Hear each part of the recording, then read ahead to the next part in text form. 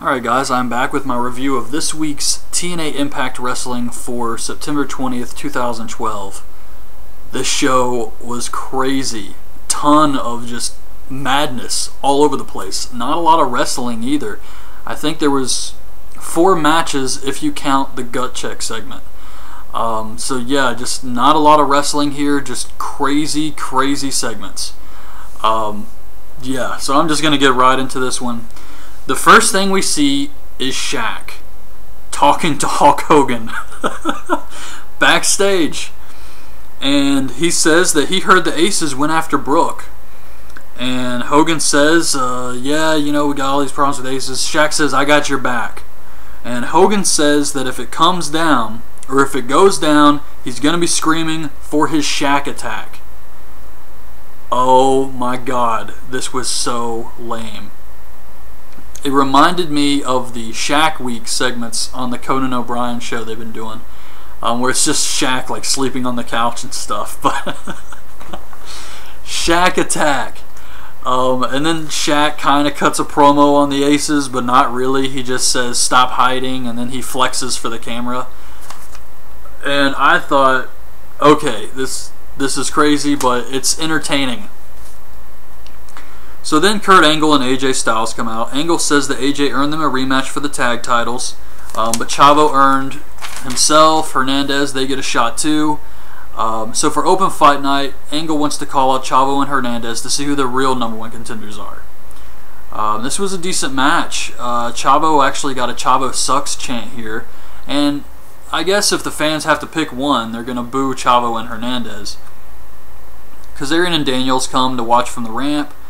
Hernandez clotheslines Kurt, and they both go to the outside. Chavo misses the frog splash. AJ hits the Pele, goes for the Styles Clash, but of course Kazarian and Daniels come in to break it up. So this causes Hogan to come out. He's wearing a different outfit now than the one he was wearing with Shaq earlier, and he says that he's got 99 problems and a bitch ain't one. Actually, what he says is he's got 99 problems and Aces and Eights is the biggest one. He makes it a triple threat tag match for the titles at Bound for Glory, and this was a great way to start the show. I was fine with all of this. Like I said, the Shaquille O'Neal stuff was entertaining, and this was a good match. And then it just kind of goes crazy. Al Snow's backstage. He says he didn't cross the line with Joey Ryan. He's got his hair cut a little bit. It's shorter now, and he talks a little about that. Hogan's on the phone with Joseph Park, and he's got the evidence, but he's stuck in security. More on that later. Dixie Carter is telling Pritchard that they need to find out who the Aces are. That's all I wrote about this because I was so distracted that the voices did not match up. It was hilarious. Dixie's talking to Pritchard, they're talking about the Aces, and it's like watching a kung fu movie. You hear it, but it does not match the lips at all. Just really funny stuff. So we get gut check with Evan Markopoulos versus Doug Williams. Williams beats the crap out of this kid. Just very stiff, makes him tap out. Only thing I can say about this guy is he's not as bad as Chris Louis, but that's not saying a lot. Oh man, James Storm comes out. He's pissed off at Roode, calls him out for open fight night. Roode comes out, refuses to fight him. He goes backstage. Hogan tells him he's got 3 minutes or he can take the whole year off. So Roode comes back out. Storm attacks him on the ramp. This was good. I like this too. Roode is in a suit, so they did some spots with them beating each other with Roode's shoe. They brawl up the ramp, brawl back to the ring, brawl around the ring, and they eventually both shove the ref. Ref has completely lost control, so he just rings the bell. They continue fighting, and they eventually brawl backstage. Of course, they can't have one of these guys lose this early in the feud, so I thought this was a great way to start the feud off. Just continue to build upon it, and this was good too. It was entertaining. Hogan is talking to someone backstage who says Joseph Park is here, but they can't find him. He gets a phone call from the Aces and A to say they have a lawyer. You can kind of see where this is going. Austin Aries comes up to Hardy backstage. He's got his eyes closed, of course. And Aries says he wants what Hardy has. He wants the amazing career. He wants the bank account. He wants the fans who follow him like mindless sheep, he says. And the reason I mention that is because Aries was definitely acting more like a heel here tonight. And that was just the first example. But, so as Aries is leaving Hardy, he says, close your eyes, go back to doing what you were doing. You looked peaceful. I thought that was a good line. So Tara comes out. She says that the fans use her. The people who bring Tara signs are only using her to get on TV. And she has a huge star in Hollywood boyfriend who reminded her that she is the best female wrestler. And when she said that, her boyfriend's a huge star in Hollywood, I'm thinking Eric Young, maybe? Because the way they were talking about this, and even today on commentary, they were kind of acting like this is something that, like this is a person they're going to bring in. So I was thinking maybe this is a future angle. It's Eric Young because he's got that TV show, and even ODB's been saying, oh, now that you're a big star. So I was thinking possibly Eric Young. But her boyfriend reminded her she's the best female wrestler. She says Tessmacher used her to get the title, and she calls out Christy Hemme for fight night. And I thought that was pretty cool. She asked her who her favorite knockout is, and Christy says Tessmacher. This really reminded me a lot of the whole CM Punk asking Jerry Lawler, who's the best in the world. It definitely did remind me of that. But Tessmacher comes out, saves Christy Hemme from Tara, and Tara leaves the ring. Backstage, Brooke Hogan asks Tara what's going on with her, tells her there's going to be consequences. They announced that next week for Championship Thursday, the TV title will be decided. What does that mean? I mean, is Devon completely off the shows now? Because they haven't mentioned that on TV. What are they going to say about this? It was just really strange that it just said the TV title will be decided next week.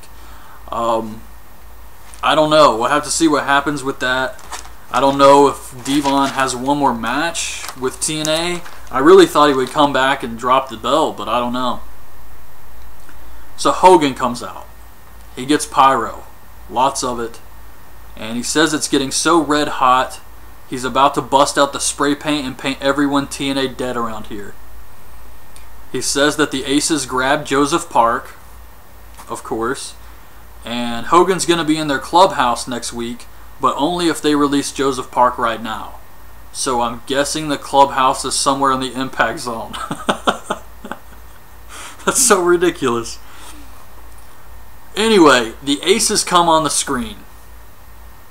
And the leader says that Joseph Park is good. This guy's good. He's found a lot of info about the Aces. So they got his laptop there and they break it with a sledgehammer. They smash his computer. And Joseph Park, who we see is trapped in a cage, starts screaming. And he says, it doesn't matter. I got it all up here. It doesn't matter if you break the computer. So they say, you got it all up there, huh? Well, we can fix that. And they hit him in the head with a hammer. Is that supposed to, like, scramble his brains? I mean, are they going to give him amnesia? Is he going to forget who he is? Possibly turn back into Abyss? I don't know. But this is just completely out there. This is way, way too over the top. This was a lot for me. So, anyways, that was the craziest thing that happened on this show. They play a video package for Jeff Hardy. Austin Aries comes out. He says, I like how the producers played that video package before I came out, acting more like a heel.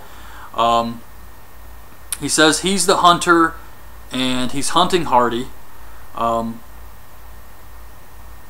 He wants to prove he can do everything Hardy can, and since Hardy beat Bully Ray, Austin Aries calls out Bully Ray.